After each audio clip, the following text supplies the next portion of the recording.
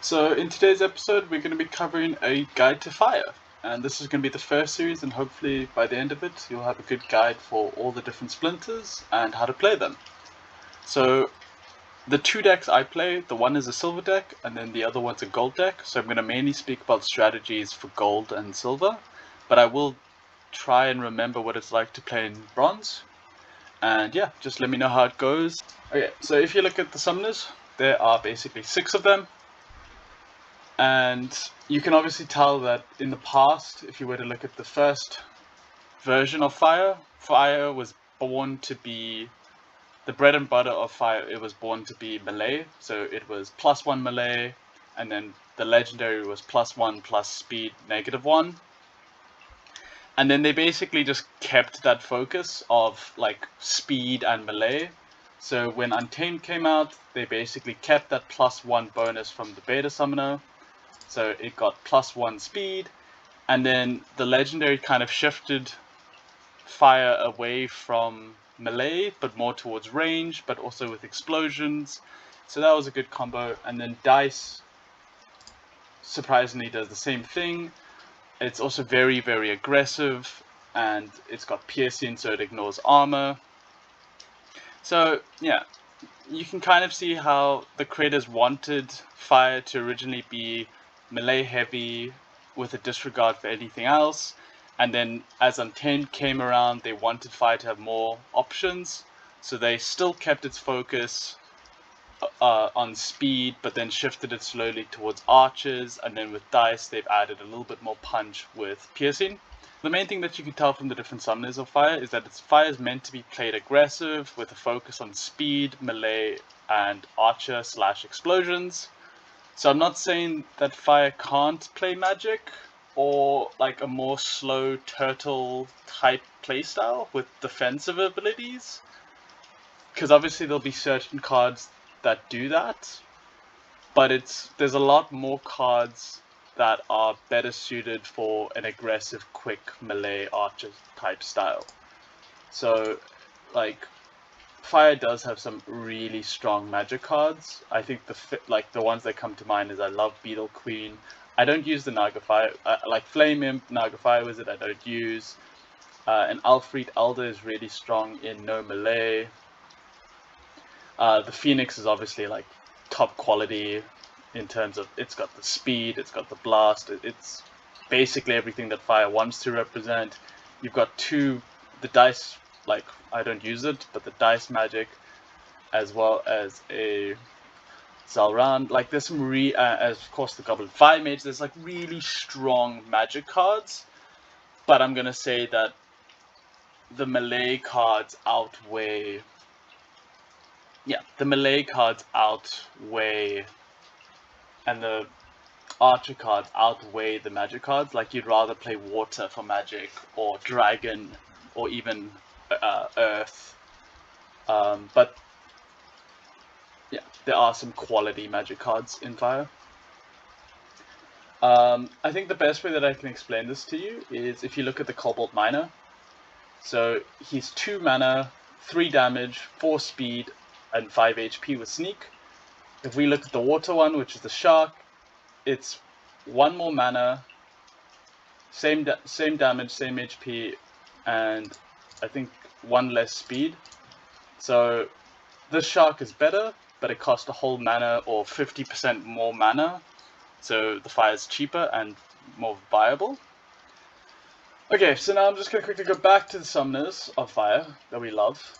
And when you look at these type of summoners, so the order, if you were to build a Fire deck, that I would recommend how you, like, the order of importance is coming in at number 1 is a Malric. I think he is just the most viable. He's 3 mana, and you can use him way more than any of the other ones. And that +1 is really strong if you were to compare it to the Dragon Summoners. A Dragon Summoner that did the exact same thing cost 1 mana more, and 1 mana means a lot. So, yeah, Malric, pretty strong. Get him as number 1, you can use him a lot. Coming in at number 2 would have to be the Zaku. Zaku basically just turns Fire from a melee deck into this wonderful explosion archer deck. Coming in at number 3, you'd want to then get the Ember Storm. So Ember Storm is just the luxury version of Marik. For 5 mana, you basically get to nerf the whole enemy with -1 HP, and then you get a combination of Pyre and Marik. Coming in next, I put Talia. Like, I think she's just better than a Pyre, to be honest. I think 1 mana less, and you just play her in Silent Summoners. She's more of a luxury. But I think if you want to fight for leaderboards, that 1 extra mana means a lot. Pyre comes in at number 5. Like, he's good, and speed's nice, but it's not 100% important compared to the other ones. Like, you'd rather have the Ember Storm or you'd rather have a Marik in most cases. Because in general, fire minions are speedy enough. It's mainly when you play fire versus fire, I suppose, or unless they play something like the Kitty. And then coming in last, unfortunately, is the Dice Summoner. Like, the fact that I don't even know his name, I mean, I can read it now, but I just choose not to learn it. Like, that already tells you enough. Like, I've only faced him probably once in, like, my 5,000 games played.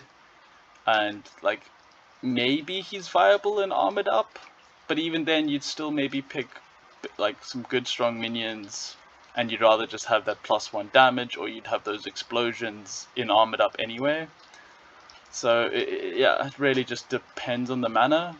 Maybe if you're on a budget, focus on Pyre. Maybe focus on Pyre and Jotun. Maybe him if you really want. And now we're moving on from summoners, and we're just going to go over some useful cards. So let's go back to owned. Okay.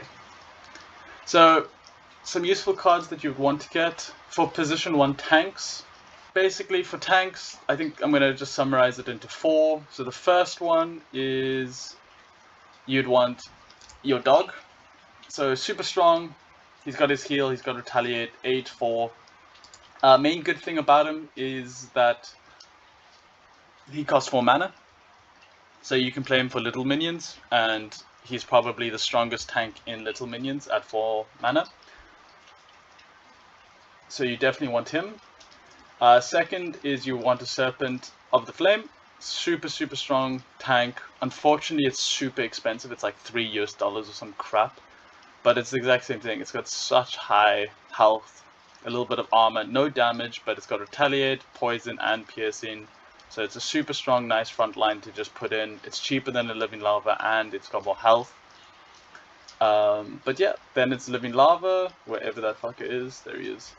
Then it's Living Lava. He's got Shield, where Serpent of the Flame has retaliate. And then obviously Rust helps a bit. And then the last one would be like a Magno.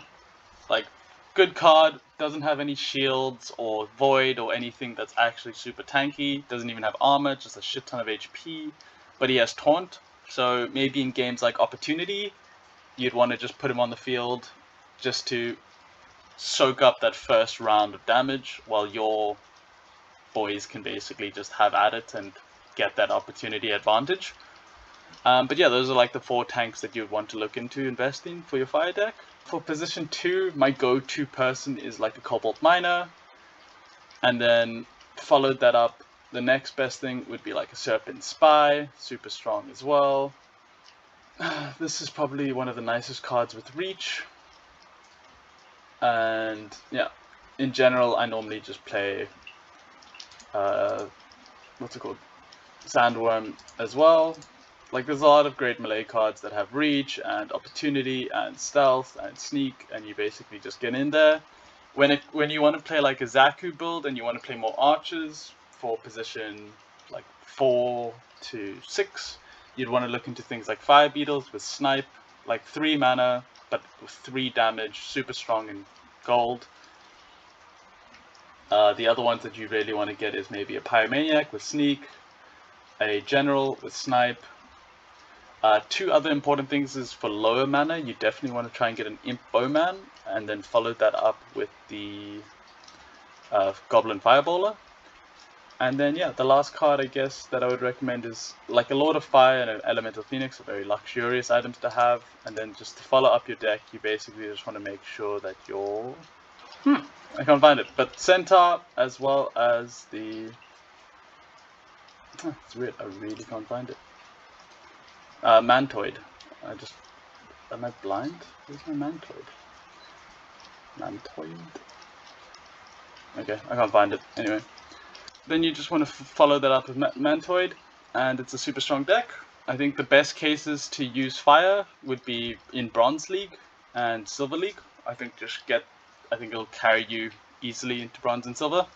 Obviously, in no Magic, I think fire is probably one of the strongest options because they excel in melee and archers. Little minions is super strong because you've got Cerebus, and then you've also got cards like Fire Demon with Explosion and 3 damage, followed up with Cobalt Miners, Fire Beetles, Serpent Spy. Like, this is honestly Zoolock, guys. Like, Fire Mage, you got Lord of Fire. There's so many strong sub level 4 mana monsters. Not level 4. There's so many good low mana cards in Fire. Weirdly enough, I actually even like fire in no melee because I normally just put in like a prismatic energy, normally put that and then the Phoenix and then follow that up with a shit ton of archers with snipe and you're in for a good time. And then yeah, your two typical strategies to play is either you play +1 melee and a shit ton of like armored minions followed up with some explosion archers or a elemental phoenix for magic. So this is example 1. We're playing reverse speed, so obviously living lava is the key. I went with the Malric build, he's gone with the Jotun build, so obviously because I've got 4 extra mana I went 2.5 in Alchemist, 2 on a Cobalt Miner, and then I put a Furious Chicken in the second spot. And that was really lucky because now my Cobalt Miner will take 1 less hit from the explosions. So I should win this off the top of my head. But hey, maybe he dodges a lot.